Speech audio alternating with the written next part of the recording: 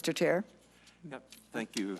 Mr. Chair, when the lottery passed, voters were told that funds would go towards the environment, and that's mostly true. Although there's been some mission creep over the years, and some of that money is now going into the general fund. And as you know, Bob Lessard campaigned very hard in 1998 for the constitutional amendment for the right to hunt and fish. And Bob started his 1999 legislative year looking for funding for that. And really, he spent his career really advocating for the outdoors and funding for that. And in 2000, we got the legislature to dedicate the 90% of the lottery and lieu tax for hunting and fishing programs in the Game and Fish Fund. And so today, I don't think it would be we couldn't talk about these programs without having Bob Lessard in our committee hearing today. He is the one that got it all started and has been the advocate for his whole life. And so I think today we'd like to kick off this hearing with former Senator Bob Lessard. Welcome to the committee, Senator. This is so fancy. You don't want to leave. Hey, something. Just a little history. Introduce yourself first. Oh, I'm Bob Lessard. I used to be a senator many years ago, and God, it's been a long time ago. Really impressed about this room. It's, I hate to leave. Do you have a little history of that? Yes, that would be fine. Well, when we were putting through the lottery bill, there was quite a few stories about it, and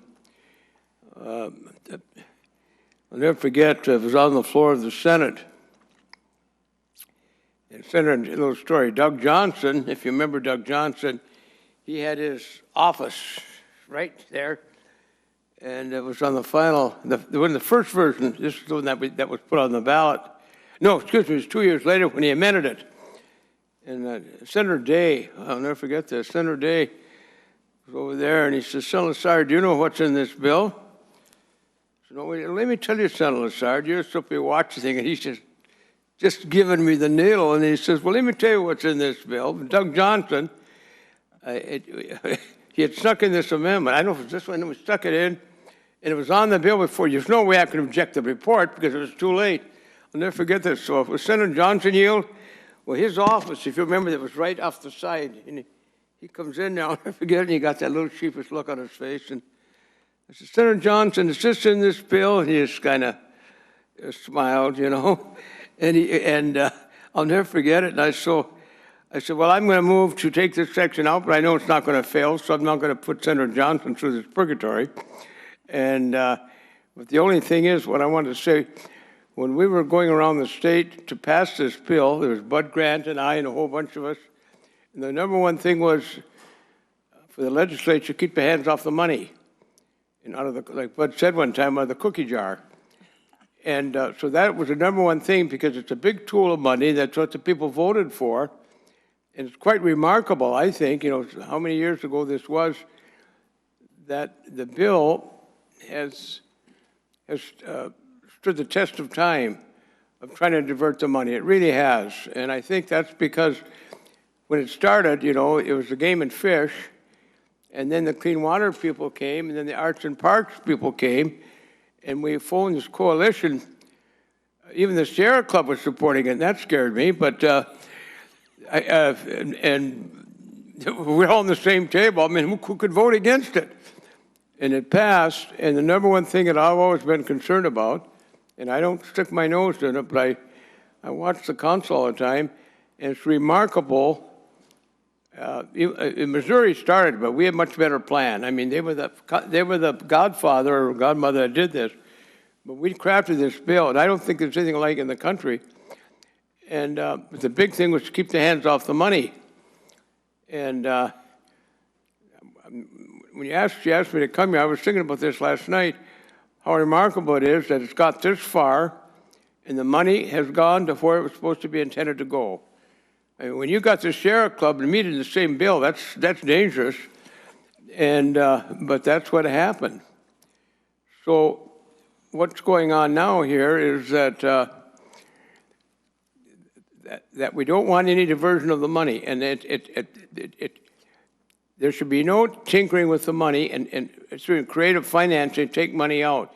Because once you start going down that path, I can tell you, you're opening up a Pandora's box. So I didn't come here to give a lecture or anything, but this is a big thing to the sportsmen and women of this state, not mention the clean water people, the arts and parks people, because if you can do this, you can do it for all the other two, too. So I hope that you will give this particular provision your attention and take it out and give it the fate it deserves.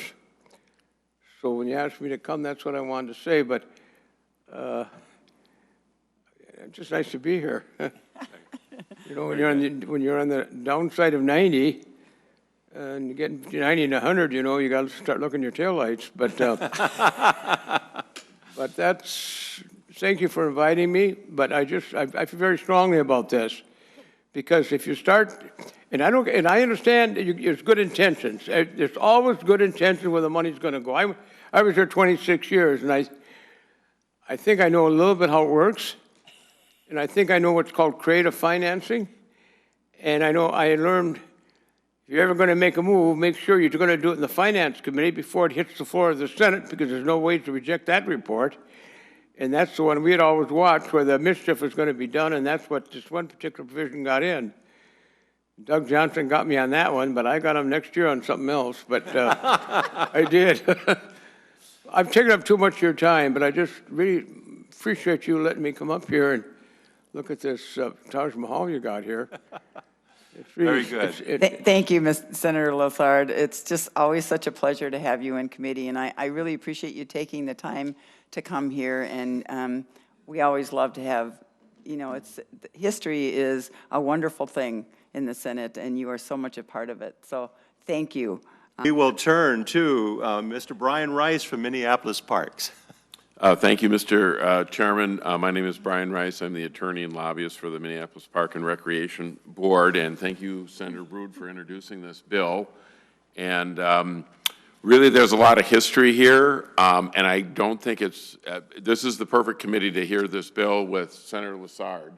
It was a week ago this bill was heard in the other body, and Senator Lessard appeared by letter, and I'm so glad to see him in person, because really, this legacy committee would literally not exist but for Bob Lessard's efforts well over 20 years ago. First in '98 when he championed a constitutional amendment to validate and ensure the right to hunt and fish.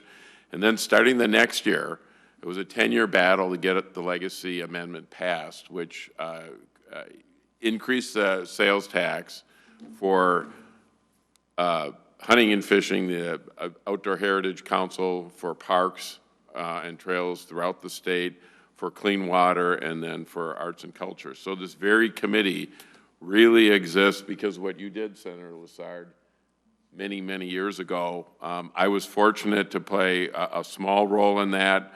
Senator Lessard modeled his bill after an amendment that had passed in Missouri for conservation.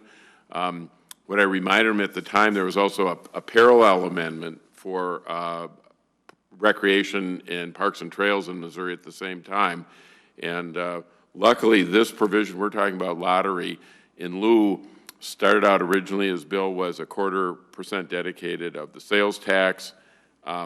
He was not successful in that, but first committee hearing, it was voted down, Senator. I remember being in your office that night, and he had a few choice words for his colleagues in the committee. They wouldn't pass it, but then we put parks in to that amendment, and so that's why the 50% of this money goes to the Game and Fish Fund, and the other roughly 50% went to DNR Parks and Trails, Metro Parks and Trails, the trail grant program that DNR runs, and the 2% for the 3 zoos in the state. But Dan was absolutely right. 2000 was a time of a budget surplus. They were looking for a way to fund these resource programs. Getting a dedication of the sales tax wasn't possible. That took another almost decade to pass. And what I really want to say on that, I mean, Dan is so right that there's a parallel between now and 20 years ago. There is a budget surplus that the legislature can look at. That's not the only reason to do it, but these resources, when you have these dedicated funds, it makes it so much easier to plan and to build out the programs, and not just build them, but really to sustain them. These dollars shouldn't be looked as new and capital. They're really what takes to operate the system. And you hear so often in capital investment committees and other places, we do have a great state.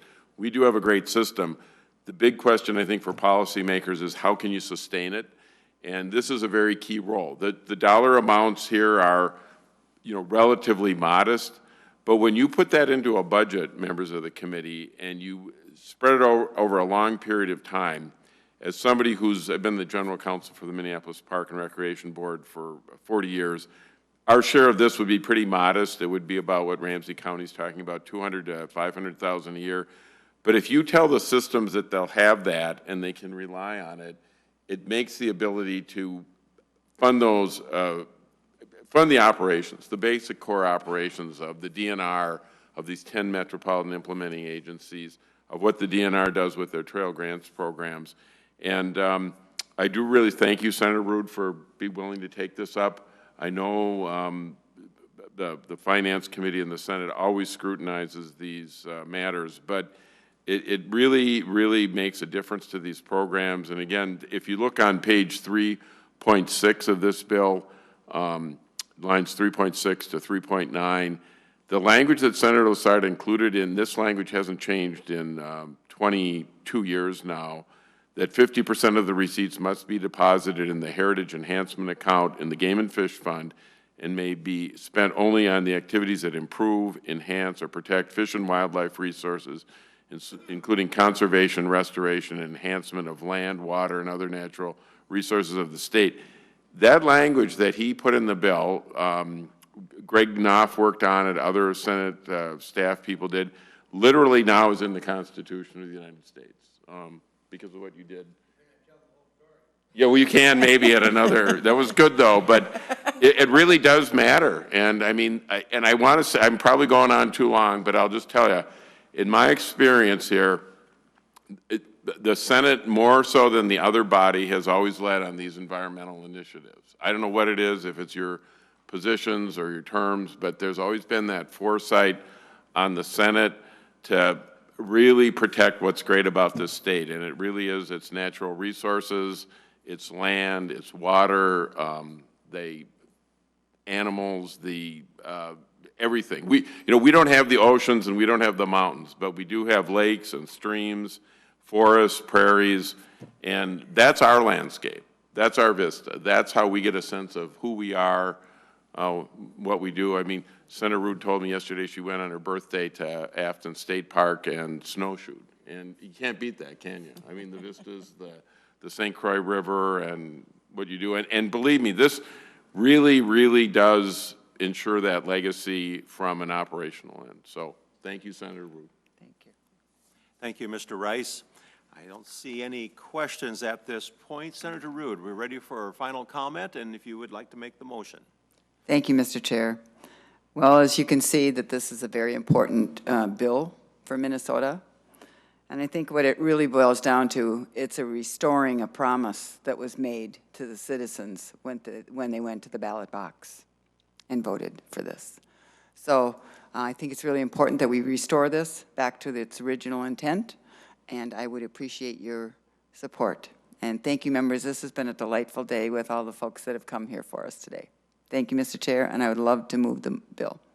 Senator Ruud moves that Senate File 2766 be recommended to pass and be re-referred to the Environment Finance Committee.